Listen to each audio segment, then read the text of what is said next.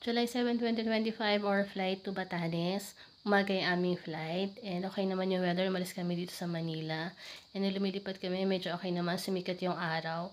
Pagdating namin sa Batanes, maganda pa yung klima.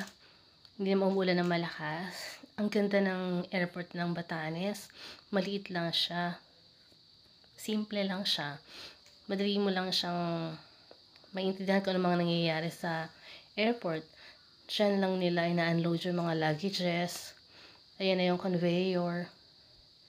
Dito naman namin kukunin yung mga luggages namin. Maliit lang siya, nakakatuwa na hindi ka naman malilito. Syempre, photo ops muna pagdating namin sa airport. Welcome to Batanes. Thank you, Batanes. Ayan, maliit lang yung airport ng Batanes. Kita mo, ang liit lang, ang konti lang namang upuan na nandun. So, syempre, nag-CR muna kami. Tapos, okay na kami. Labas na kami ng airport. Siyempre, yan, napakaliit lang na airport nila, oh. Philippine Airlines, may isang souvenir shop lang. Tapos may Philippine Airlines doon. Alam ko may isa pang airline dyan, parang papunta naman sa Itbayat or sa Tuguegarao, something like that. So, yun, sa labas, ang dami na naghihintay na tourists ng kanilang mga sundo. And that time, na-text ko na rin yung aming sundo eh.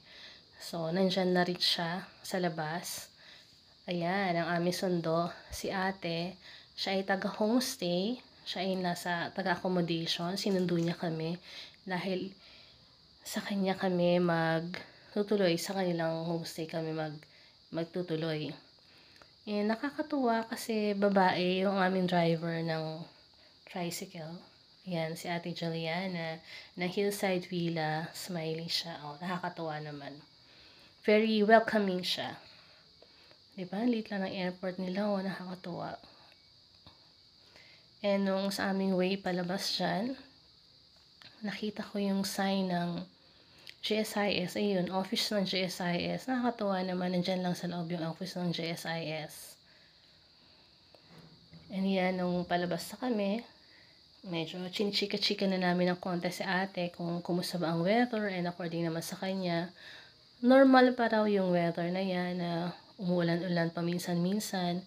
Pero napansin namin na ang ganda ng kalsada nila, sementado, hindi mahirap magbiyahe. Yan, palabas kami ng airport. Ayan na.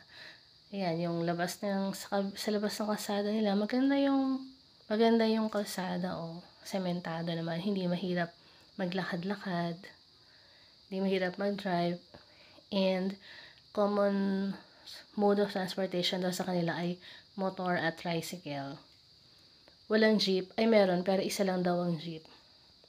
Kaya maganda yung kalsada nila, kahit maliit, hindi traffic, kasi motor at tricycle lang yung common na dumadaan sa kanilang mga roads. Yan, kahit mga eskinita, mga sementado yung mga daan.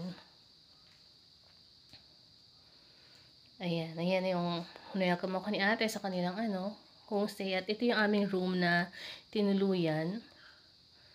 So, may 2 beds. May aircon naman din siya and may CR. Ayan, iwan lang namin yung gamit namin doon. Tapos, umalis din kami, lumabas kami. Kasi maaga pa yan eh. 1:30 pa yung aming tour. So, naglakad-lakad muna kami. Diba? Feeling lokal kami. Palakad-lakad kami doon. Pero with tripod. In fairness, mababait yung mga tao doon. Hindi nila kami pinapansin. Actually, pag binati mo silang good morning, nag-good morning sila. Pero pagka hindi mo din sila pinansin, hindi ka rin nila papansinin. Pero mababait sila, guys.